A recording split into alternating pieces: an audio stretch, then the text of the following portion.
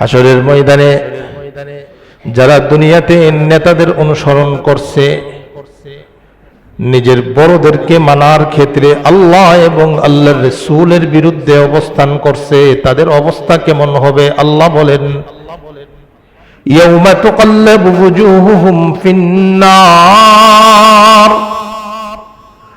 ওই দিন তাদের চেহারাকে উল্টিয়ে তাদেরকে জাহান্নামে নিক্ষেপ করা হবে। নাউযুবিল্লাহ। জাহান্নামে নিক্ষিপ্ত হবে আর বলবে, ইয়া লাইতানা ইয়া লাইতানা ইয়া লাইতানা। দুনিয়াতে বিপদে পড়লে আফসোস করে, কেন আমি এই কামটা করলাম, যদি এই কাজটা না করতাম তাহলে আজকে আমি বিপদের সম্মুখীন হইতাম না, আজকে আমার উপরে এই বিপদ আসতো না। দুনিয়াতে বান্দা এমনটা করে। হাসরের ময়দানে জাহান্নামের ফয়সালা হবে, জাহান্নামে নিক্ষিপ্ত হবে আর বলবে, ইয়া লাইতানা, হায় আফসোস, হায় আফসোস, আতানা আল্লাহ ওয়া আতানার রাসূলা, কেন আমি আল্লাহ এবং আল্লাহর রাসূলের অনুসরণ করলাম না, কেন আমি আল্লাহর হুকুম রাসূলের তরিকাকে নিজের জীবনে বাস্তবায়ন করলাম না। এই কথা বলবে, আরো বলবে, ইন্না আতানা সাদাতানা ওয়া কুবারানা, আমি তো দুনিয়াতে আমাদের নেতাদের অনুসরণ করেছি, আমাদের বড়দের অনুসরণ করেছি, ফাআদাল্লুনাস সাবিলা, তাদেরকে অনুসরণ করার কারণে তারা আমাদেরকে জাহান্নামী বানিয়ে দিয়েছে। নাউযুবিল্লাহ। এজন্য যার পিছনে ছুটতেছি, যার পক্ষে আমার সমর্থন, এই সমর্থন যেন আমাকে পথহারা না করে দেয়, জাহান্নামী বানিয়ে না দেয়। আরো বলবে, অভিযোগ আরো করবে, আল্লাহ এদের কারণে আমরা জাহান্নামী হইছি। আতিহিম বিআফাইনি মিনাল আযাব, এর কারণে আমি আজকে বিপদে পড়ছি, আপনি তাকে ডবল আযাব দেন। নাউযুবিল্লাহ বলেন, নাউযুবিল্লাহ। ওয়ালআনহুম লানান কাবীরা, আল্লাহ তার প্রতি আপনার বড় অভিশাপ আপনি নাজিল করেন। এইভাবে যারা অনুসরণকারী, যাদেরকে অনুসরণ করেছে তাদের বিরুদ্ধে অবস্থান করবে। এই সূরারই শেষ দিকে আল্লাহ তাআলা ইরশাদ করেন, ইন্নাল্লাযীনা ইউহাদ্দুনাল্লাহা ওয়া রাসূলাহু উলাইকা ফিল আযাল্লিন। এখানে আল্লাহ বলেন, যারা আল্লাহ এবং আল্লাহর রাসূলকে কষ্ট দেবে, আল্লাহ এবং আল্লাহর রাসূলের সাথে শত্রুতা পোষণ করবে, আল্লাহ বলেন এরাই হলো লাঞ্ছিত। নাউযুবিল্লাহ বলেন, নাউযুবিল্লাহ। এরপরে আল্লাহ বলেন, কাতাবাল্লাহু লা আগলিবান্না আনা ওয়া রুসুলি, কাতাবাল্লাহু লা আগলিবান্না আনা ওয়া রুসুলি, ইন্নাল্লাহা কাবিয়্যুন আজিজ। আল্লাহ বলেন, আমি আমার এই ঘোষণা এটা লিখে দিয়েছি, লৌহে মাহফুজে আমি লিখে দিয়েছি, আনা ওয়া রুসুলি লা আগলিবান্না আনা ওয়া রুসুলি, নিশ্চয়ই আমি এবং আমার রাসূলগণ তাদের বিরুদ্ধে যারাই অবস্থান করবে, যারাই আমার বিরুদ্ধে অবস্থান করবে, আমার হুকুমের বিরুদ্ধে অবস্থান করবে, আমার রাসূলগণের বিরুদ্ধে অবস্থান করবে, আমি আল্লাহ লৌহে মাহফুজে লিখে দিয়েছি, আমি এবং আমার রাসূলগণ অবশ্যই এই মোকাবেলায় বিজয়ী হব। সুবহানাল্লাহ। ইন্নাল্লাহা কাবিয়্যুন আজিজ। আল্লাহ বলতেছেন, আমি তো মহা পরাক্রমশালী, মহা ক্ষমতাবান। এখানে একটু আলোচনা বসতে হবে। এটা বোঝার জন্য আমাদেরকে যেতে হবে সূরাতুল মুমিন। ওখানে আল্লাহ তাআলা ঘোষণা করেছেন যে আল্লাহ তাআলা দুনিয়াতেও তার রাসূলগণ এবং মুমিনদেরকে সাহায্য করবেন এবং কিয়ামতের ময়দানেও সাহায্য করবেন। সুবহানাল্লাহ। এটা হলো আয়াতের অর্থ। এখানে কিছু প্রশ্ন আসবে। প্রশ্ন কি আসবে? যেহেতু আমরা তো দেখলাম আমাদের নবীজি উনি বিপদে পড়ছেন, এমনকি নিজের বাড়িতে থাকতে পারেন নাই, নিজের দেশ ছেড়ে মদিনায় যেতে হয়েছে। তখন তো আল্লাহ তাআলার সাহায্য সাথে সাথে আসে নাই। প্রশ্নটা বুঝবেন। আল্লাহ তাআলা আয়াতে বলতেছে যে আমি মুমিনদেরকে এবং আমার রাসূলদেরকে আমি কি করব? সাহায্য করব। ভাবে আল্লাহ তাআলা অনেক নবীগণকে দুষ্ট লোকেরা হত্যা পর্যন্ত করছেন, নাউজুবিল্লাহ বলেন। বিশেষ করে ইহুদিরা, তারা নবীদেরকে হত্যা করছে। এই জন্যই তাদের উপরে লাঞ্ছনা আর বঞ্চনা কিয়ামত পর্যন্ত তাদের উপরে অপমান থাকতেই থাকবে। এই যে নবীগণকে হত্যা করা হয়েছে, তো নবীগণকে হত্যা করার সময় তো আল্লাহ তাআলার সাহায্য সাথে সাথে আসে নাই। এখানে একটা প্রশ্ন হয় যে আমাদের নবী সহ পিছনের অনেক নবীগণ এমনকি মাকতুল হয়েছেন, তাদেরকে শহীদ করা হয়েছে, তখন সাথে সাথে আল্লাহর সাহায্য আসে নাই। অথচ আল্লাহ কোরআনে কারীমে বলতেছেন, আমি আমার রাসূল এবং মুমিনদেরকে দুনিয়াতে সাহায্য করি। কিন্তু এর বিপরীত অনেক ঘটনা ঘটছে। উলামায়ে কেরাম এই আয়াতের ব্যাখ্যায় লেখেন, বিশেষ করে ইবনে কাসির আলাইহির রাহমাহ, তিনি লেখেন এখানে আল্লাহ তাআলার সাহায্য দ্বারা উদ্দেশ্য হলো যারাই আল্লাহর রাসূলদেরকে এবং আল্লাহর বিশ্বাসী মুমিন বান্দাদেরকে কষ্ট দেয়, এই কষ্টের প্রতিশোধ আল্লাহ নিয়ে থাকেন। সুবহানাল্লাহ বলেন, সুবহানাল্লাহ। সাহায্য করেন মানে প্রতিশোধ নেন আল্লাহ তাআলা। তাহলে আমাদের সামনে এই আয়াতের সাথে ওই যে প্রশ্ন, এটা সুস্পষ্ট হয়ে যাবে। ঠিক যে জাতি যারাই আল্লাহর নবীদেরকে কষ্ট দিয়েছেন, আল্লাহ তাআলা এই জাতি থেকে প্রতিশোধ নিয়েছে, এমনকি এই জাতিকে আল্লাহ চিরতরে ধ্বংস করে দিয়েছেন। নাউজুবিল্লাহ বলেন, নাউজুবিল্লাহ। যারা হযরত জাকারিয়া আলাইহিস সালাতু ওয়াস সালামকে হত্যা করেছিল, হযরত ইয়াহইয়া আলাইহিস সালাতু ওয়াস সালামকে হত্যা করেছিল, হযরত ঈসা আলাইহিস সালাতু ওয়াস সালামকে হত্যা করার জন্য এসেছিল, পরবর্তীতে তাদের অবস্থা এমন হয়েছে পুরা এই সম্প্রদায়কে আল্লাহ তাআলা আরেক সম্প্রদায়ের মাধ্যমে নিঃশেষ করে দিয়েছে। নাউজুবিল্লাহ বলেন, নাউজুবিল্লাহ। আরো বেশি বুঝে আসবে, আমাদের নবীজি সাল্লাল্লাহু আলাইহি ওয়াসাল্লাম নির্যাতিত হয়ে মক্কা থেকে মদিনায় হিজরত করছেন, কিন্তু নবীজির উপরে যারা নির্যাতন করছে, জুলুম করছে, তাদের অবস্থা দুনিয়াতে কেমন ছিল? তারা কি দুনিয়াতে বেঁচে থাকতে পারছে নাকি লাঞ্ছিত বঞ্চিত হয়েছে? বলেন, লাঞ্ছিত বঞ্চিত হয়েছে। উলাইকা ফিল আযাল্লিন, আল্লাহ বলেন এরাই লাঞ্ছিত হবে, বঞ্চিত হবে। যারা আল্লাহর রাসূল সাল্লাল্লাহু আলাইহি ওয়াসাল্লামকে কষ্ট দিয়েছে, তাদের অবস্থা কেমন হয়েছে সাহাবী হাদিস বর্ণনা করে আর বলে, যারা আল্লাহর রাসূলকে কষ্ট দিয়েছে, বদরের ময়দানে আমি দেখেছি তাদের চেহারা বিভৎস হয়ে গেছে, তাদের লাশগুলো পচে গলে গেছে। তারা সকলে বদরের ময়দানে মুসলমানদের হাতে নির্যাতিত হয়ে, নিপীড়িত হয়ে, এবং বদরের যে কূপ ছিল সেই কূপে তাদেরকে নিক্ষিপ্ত করা হয়েছে। নাউজুবিল্লাহ বলেন, নাউজুবিল্লাহ। অথচ তাদের ক্ষমতা কেমন ছিল? তাদের ক্ষমতা কেমন ছিল? তাদের ক্ষমতার কারণে আমার আপনার নবী প্রকাশ্যে নামাজও পড়তে পারছেন। তাদের ক্ষমতার কারণে আল্লাহ রাসূল সাল্লাল্লাহু আলাইহি ওয়াসাল্লাম বাইতুল্লাহর সামনে নামাজ পড়তে গেলে তারা ডিস্টার্ব করছে, এমনকি উটের ভুঁড়ি পর্যন্ত আল্লাহ রাসূলের উপরে চাপিয়ে দিছে। নবীজি সাল্লাল্লাহু আলাইহি ওয়াসাল্লাম নড়তে পারতেছেন না। হযরত ফাতেমা রাদিয়াল্লাহু তাআলা আনহা এসে এই ভুঁড়ি সরিয়ে দিয়েছেন। নবীজি সাল্লাল্লাহু আলাইহি ওয়াসাল্লাম দোয়া করছিলেন, আল্লাহ আপনি তাদেরকে ধরেন, আপনি তাদেরকে পাকড়াও করেন। সাহাবী বলে, আমি বদরের ময়দানে দেখছি যারা নবীজিকে কষ্ট দিবেন প্রত্যেককে বদরের ময়দানে নির্যাতিত হয়ে জাহান্নাম তাদের ঠিকানা হয়েছে। নাউজুবিল্লাহ বলেন, নাউজুবিল্লাহ। ঠিক তেমনি ভাবে নবীদেরকে যারা কষ্ট দিয়েছে, আল্লাহ তাদের থেকে প্রতিশোধ নিয়েছেন। মক্কা থেকে আল্লাহ রাসূলকে বের করে দিয়েছে, মক্কায় তারা থাকতে পারে নাই। আল্লাহ তাআলা এই মক্কা বিজয় করে মুহাম্মদুর রাসূলুল্লাহ সাল্লাল্লাহু আলাইহি ওয়াসাল্লামের হাতের অধীনে দিয়ে দিয়েছেন। নবীজি সাল্লাল্লাহু আলাইহি ওয়াসাল্লাম মক্কা বিজয় হওয়ার পরে যারা নবীজিকে কষ্ট দিয়েছেন তারা সকলে গ্রেফতার হয়েছে, আবু সুফিয়ানের ঘরে আশ্রয় নিয়েছে। এক শ্রেণীর লোক ছাড়া নবীজি এদের অধিকাংশকে মাফ করে দিয়েছেন। সুবহানাল্লাহ। যারা আল্লাহ রাসূলকে গালি দিয়েছেন তাদের মাফ ছিল না। যে আল্লাহ রাসূলকে গালি দিয়েছে তাকে ক্ষমা করা হয় নাই। এক কাফের সে আল্লাহ রাসূলকে গালি দিত, আল্লাহ রাসূলের বিরুদ্ধে কবিতা কুচ্ছ রচনা করত, বাইতুল্লাহর গিলাফের ভিতরে গিয়ে লুকাইছে, ওখান থেকে ধরে তাকে হত্যা করা হয়েছে। মুহাম্মদুর রাসূলুল্লাহ সাল্লাল্লাহু আলাইহি ওয়াসাল্লামকে কেউ কিছু বলবে, আর আমার শরীরে তার টাচ করে না, তাহলে বুঝবেন আমার ইমানের পাওয়ার নাই, লেস পাওয়ার। আমার ভিতরে জ্বলন সৃষ্টি হয় না।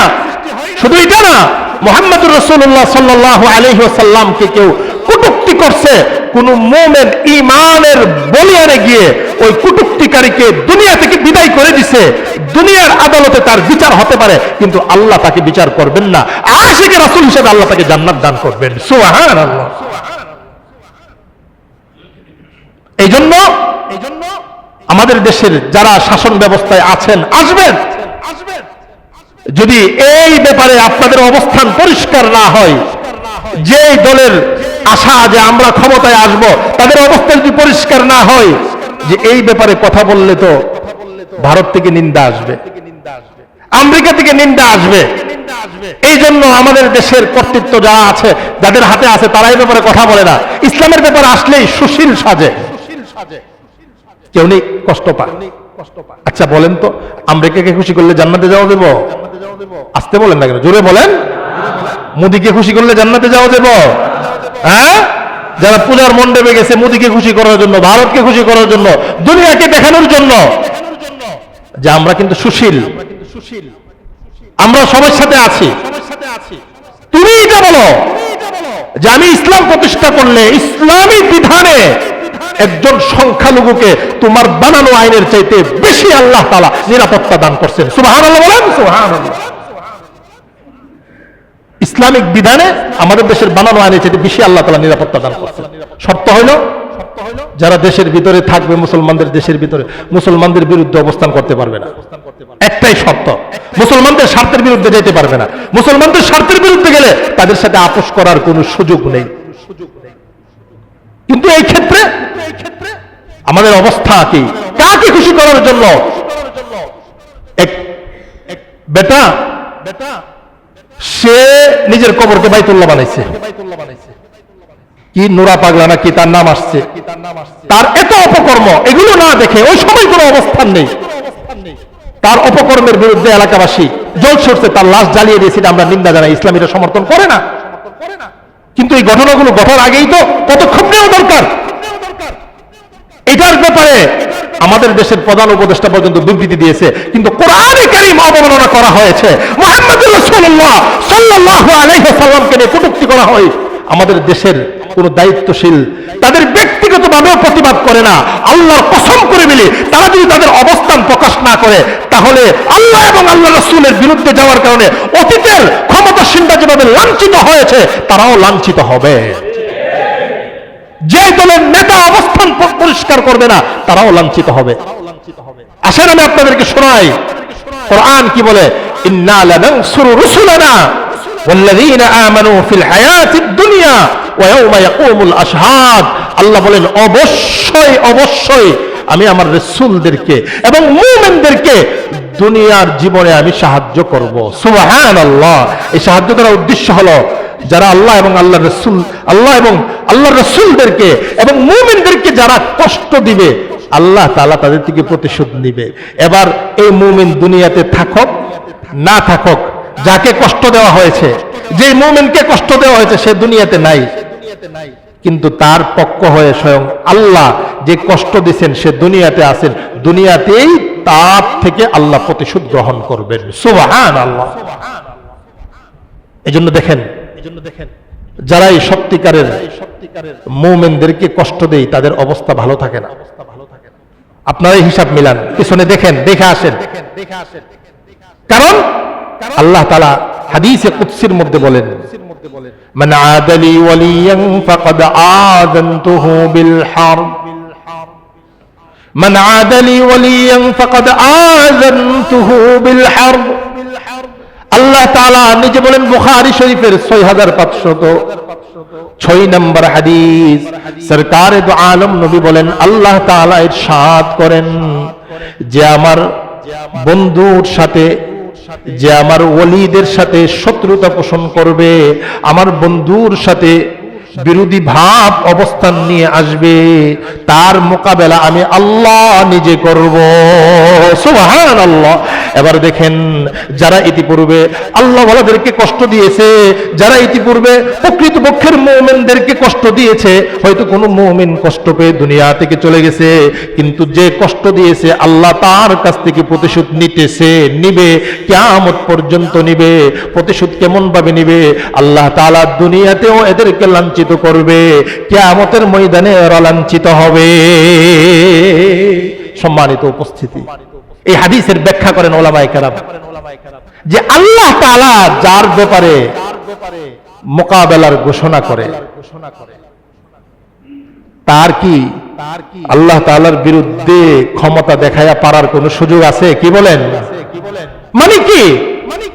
যার বিরুদ্ধে আল্লাহ তাআলা ঘোষণা করছে যে সে আমার বান্দাকে কষ্ট দিচ্ছে, আমার বান্দাকে সে কষ্ট দিয়েছে দুনিয়াতে, আল্লাহ তখন বলে আমি তার সাথে মোকাবেলা করব। মানে তার এটা বোঝা দরকার যে তার ধ্বংস ছাড়া আর কোনো অবস্থা হবে না, সে অবশ্যই অবশ্যই দুনিয়াতে লাঞ্ছিত বঞ্চিত হয়ে ধ্বংস হবে। নাউজুবিল্লাহ বলেন, নাউজুবিল্লাহ। ওলি কারা? ওলি কারা? যারা প্রকাশ্যে মহিলাদের সামনে আয়েশা তারা ওলি। কথা বলেন না কেন?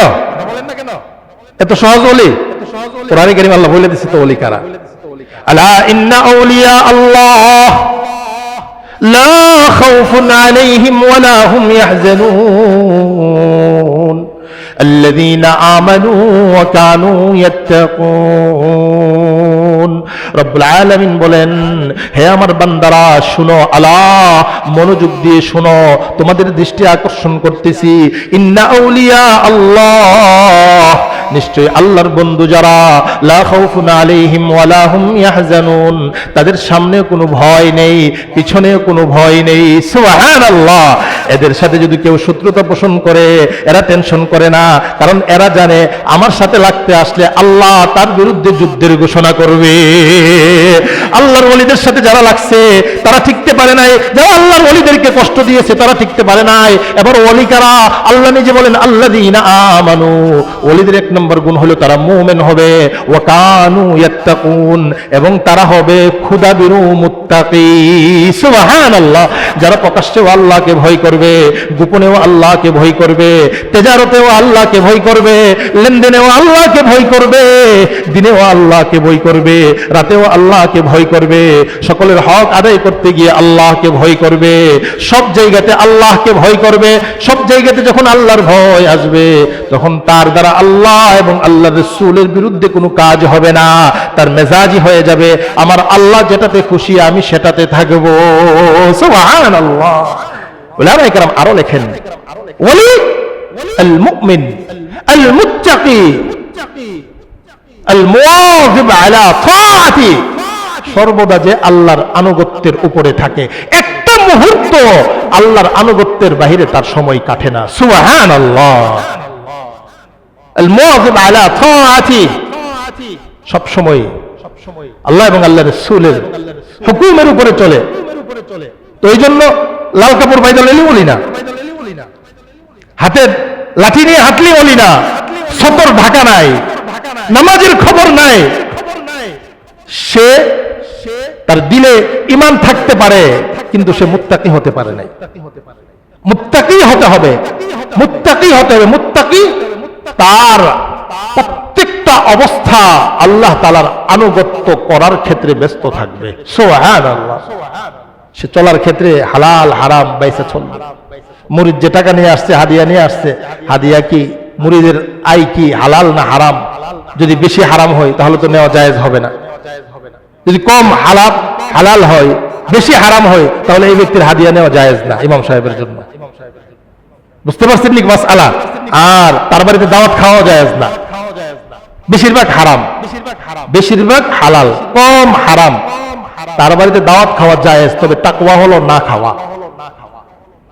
তাকওয়া মুত্তাকির বিধান অনেক উপরে। এই জন্য সম্মানিত উপস্থিতি, আলোচনা লম্বা হয়ে যাচ্ছে, আপনাদেরকে ওই আলোচনাতে যেতে পারছি না যে যাদের গুণের কারণে আল্লাহ দিলে ঈমান লিখে দিবে, এটা আগামী জুমাতে বলবো ইনশাআল্লাহ। তবে এতটুকু জানেন যে আল্লাহ পাকের ওয়াদা, আল্লাহ তার রাসূল এবং মুমিনদেরকে দুনিয়াতে অবশ্যই সাহায্য করবেন। সুবহানাল্লাহ।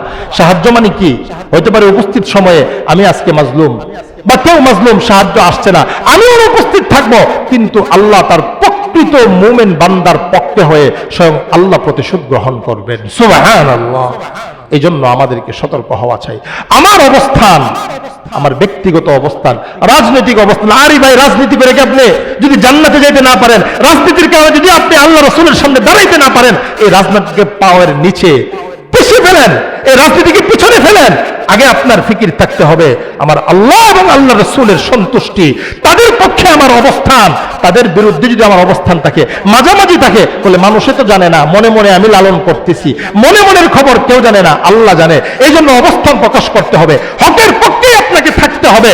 হকের বিরুদ্ধে যাইবেন বা কোনো প্রতিবাদ করবেন না, চুপ থাকবেন, এটার সুযোগ নেই। হ্যাঁ, ক্ষমতা নেই, চুপ থাকেন, তবে মনে মনে ঘৃণা করতে হবে, এটা আল্লাহ অপশন রাখছে। সুবহানাল্লাহ বলেন না? সুবহানাল্লাহ।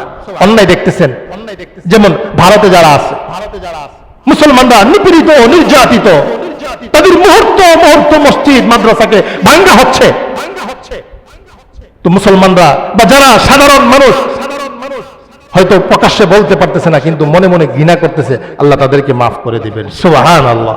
এই জন্য আমাদের অবস্থান পরিষ্কার থাকতে হবে, অপরিষ্কার থাকার কোনো সুযোগ নেই। মুমিন, প্রকৃতপক্ষের মুমিন যে সে তার সাধ্য অনুযায়ী বাড়বে, তার সাথে মোকাবেলা করলে তার পক্ষে কে আসবে বলেন? আল্লাহ। এই জন্য আমাদের সকলকে সতর্ক হতে হবে, আমাদের অবস্থান যেন আল্লাহ এবং আল্লাহ রাসূলের বিরুদ্ধে না যায়, তাহলে কিন্তু দুনিয়াতেও লাঞ্ছিত হব, আখিরাতেও লাঞ্ছিত হব। আল্লাহ তাআলা আমাদের সকলকে ঈমানের পরিপক্কতা দান করেন, আমিন। আল্লাহ এবং আল্লাহর রাসূলের তরিকাকে আঁকড়িয়ে ধরার তৌফিক দান করেন। ওয়া আখিরু দাওয়ানা